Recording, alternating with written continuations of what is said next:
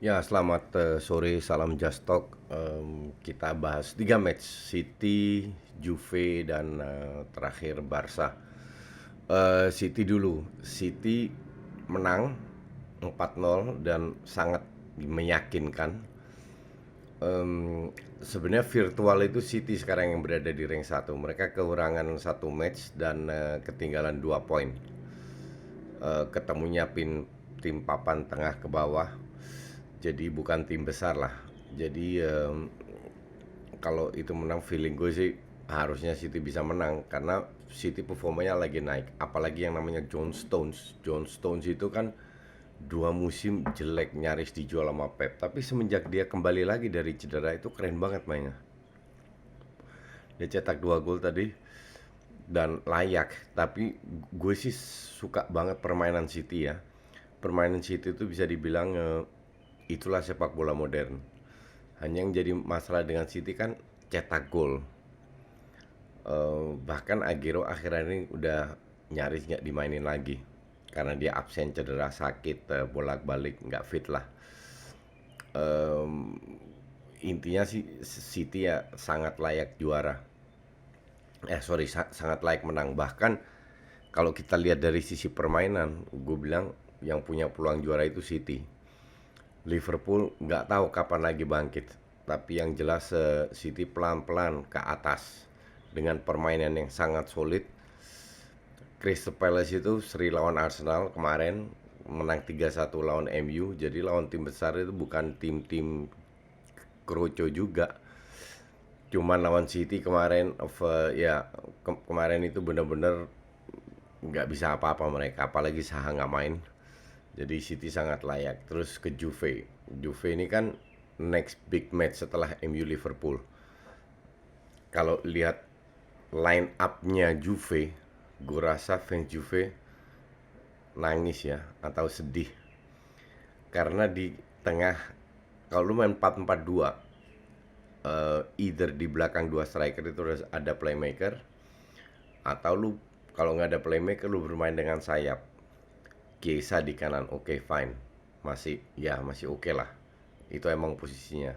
Ramsey di kiri, sejak kapan Ramsey bisa bermain sebagai winger dan juga cepat dan melakukan crossing? Di tengah Bentancur sama Rabiot, ya bisa dibilang dua dua DM. Jadi nggak ada kreativitas, sehingga Morata sama Ronaldo itu harus berkali-kali turun. Di babak pertama sebenarnya Juve menguasai bola tanpa berbahaya. Dapat sekali serangan dari Inter, gol. Sebenarnya semenjak gol pertama itu Inter control the game. Mereka membiarkan Juve datang, cuman apa namanya, Inter itu kan udah berapa kali beruntun nggak menang. Cuman sekarang they don't have to make the game lah. Mereka nggak harus menyerang, nggak harus make the game, harus passing, mereka lebih bermain reaction football. Dan reaction football yang mereka lakukan itu nampaknya lebih cocok karena biarkan biarkan si siapa namanya, eh, biarkan Juve yang make the game. Terus Inter counter attack, serangan balik, dan so far sih kalau gue bilang sangat berhasil. Karena kalau Inter sudah kayak lawan Vio dibantai 6-0, ketemu Vio yang bermain bertahan, apa namanya, Inter harus make the game. Di situ mereka nggak bisa muter-muter. Nah kayak Juve tadi, Juve muter-muter. Gol kedua counter attack, keren juga Barella. Kalau apa namanya, pemain kayak Barella lagi on fire dan sering on fire, bermain counter football, reaction football, itu bahaya banget. Hakimi, Barella kan pemain yang cepat, Lukaku yang sangat pintar, kuat untuk pegang bola. Itu kan keren keren banget. Jadi ya kalau dibilang layak menang, sangat layak menang. Juve pegang bola tapi peluang bahaya justru di Inter. Berkali-kali mungkin ada 4-5 peluang yang berbahaya berkat counter. Nah, disinilah menjadi PR besar untuk Pirlo ya. Sekali lagi ya, gue kalau jadi Pirlo mau gimana ya, kualitas pemain Juve itu udah berkali-kali gue bilang buruk sekali. Eh, Murni mengandalkan Ronaldo dan Morata.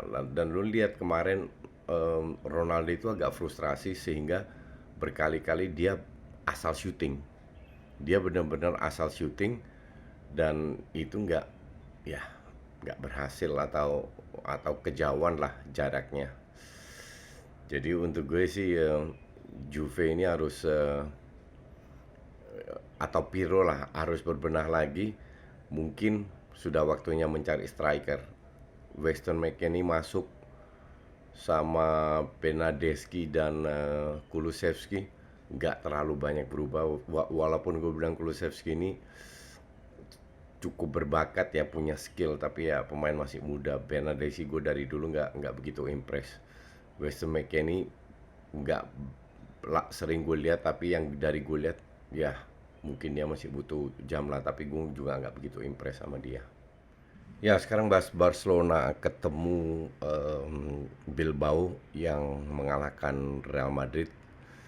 Jadi ketemunya di final Supercopa. Sebenarnya apa ya? eh, Tim dari Basque ini selalu mempersulit Barca dan Madrid. Itu udah bertahun-tahun di kompetisi juga. Tapi memang biasanya mereka kalah. Cuman kali ini mereka menang. Hanya menangnya juga dengan drama. Oke. Strateginya Bilbao dibilang berhasil juga enggak, karena mereka benar-benar, mereka tidak dipres, jadi mendapatkan ruang untuk bermain.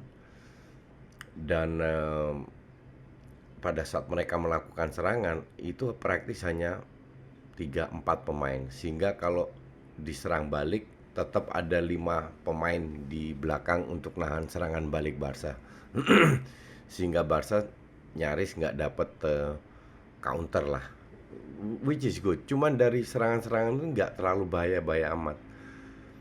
Ini skor kan 90 menit 2-2. Barca cetak 1 gol, Griezmann bola mati, terus di shoot bagus. 2 menit kemudian gol. Kalau lu lihat 3 gol dari Bilbao di 90 menit ya, itu semua dari free kick bola atas ya. Jadi emang Barca dari dulu zamannya Pep sangat lemah dengan bola atas. Kalau ada Longley, Pique sih masih oke.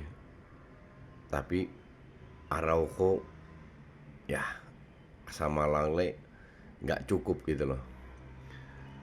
Untung satu satu satu gol dianulir. Sebenarnya dibilang Barca main jelek nggak juga. Imbang lah, dua-dua cukup imbang, cuman dengan style yang berbeda. Dalam arti ya mereka lebih memegang, Barca lebih memegang bola. Cuman yang harus diperhatikan juga kualitas pemain Barca. Kualitas pemain Barca ini kan setengahnya, lebih dari setengah itu biasa banget, mediocre. Des tadi main jelek banget, tapi ya lu nggak bisa expect pemain umur 19 tahun datang dari Ajax ke Barca langsung selalu bermain bagus. Digantiin Mingueza nggak juga. Dembele nggak begitu kelihatan. Griezmann cetak 2 gol, tapi sisanya juga nggak bagus-bagus amat. Messi akhirnya di extra time dapat red card. Nah, golnya Inaki Williams itu kan mungkin 100 kali shoot sekali masuk gol kayak begitu. Keren banget golnya. Cuman kan faktor lucknya itu gede.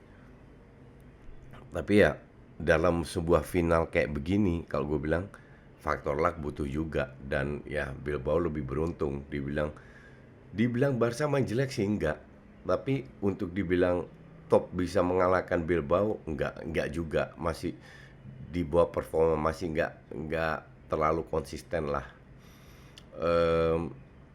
Ya kalau dibilang layak menang, enggak, gue bilang dua-dua nggak layak menang.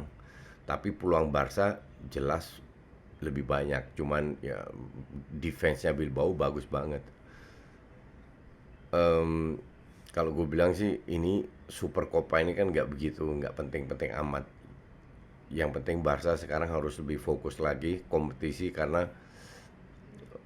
Madrid yang tidak konsisten dan ATM yang kemungkinan besar juga akan turun lagi, itu jauh lebih penting daripada cuman ya Super Copa cuman 2 pertandingan doang.